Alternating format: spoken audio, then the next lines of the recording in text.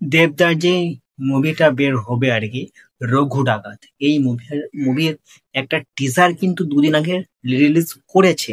এবারে এবারে সেই টিজারটা আমি কিন্তু দেখলাম। ঠিক আছে, সবাই কিন্তু রিভিউ দিয়ে দিয়েছে মুভিটার, ওই টিজারটা। এবারে আমি কিন্তু টিজারটা দেখলাম, এই মাত্র দেখলাম। তবে কেমন হয়েছে টিজারটা আমি সেটাই বলবো।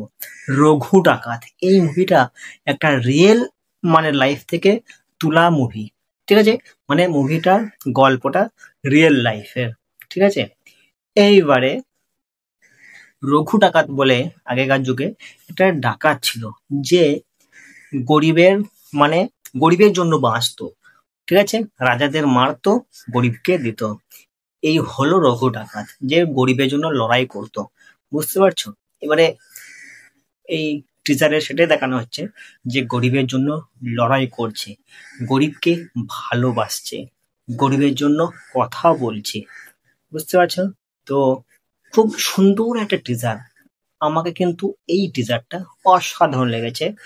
দেবের লুকটা ছিল অসাধারণ, মারাত্মক একটা লুক ছিল দেবের। ঠিক আছে, তবে এখানে আর একটা মানে লুক আমাকে ভালো লাগলো, অনির্বাণ চ্যাটার্জিকে, যাকে মানে অসাধারণ লাগছে। তিনি এই মুভিতে ভিলেনের চরিত্র রোল প্লে করবে, এটাই বোঝা যাচ্ছে আর কি।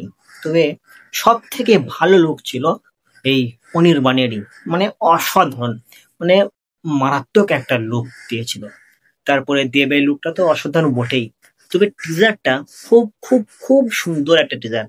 আমাকে কিন্তু রঘু ডাকাতের এই টিজারটা মারাত্মক লেভেলের লেগেছে। এবারে যাদেরকে ভালো লাগেনি তারাও ভিডিও, আমার এই ভিডিওর নিচে কমেন্ট করুন, যাদেরকে ভালো লাগেনি। আর যাদেরকে ভালো লেগেছে তারাও কমেন্ট করুন। তবে আমাকে ভালো লেগেছে এই রঘু ডাকাতের এই টিজারটা। তো চলুন আজকের মতো ভিডিও এখানে শেষ করছি। তো বাই।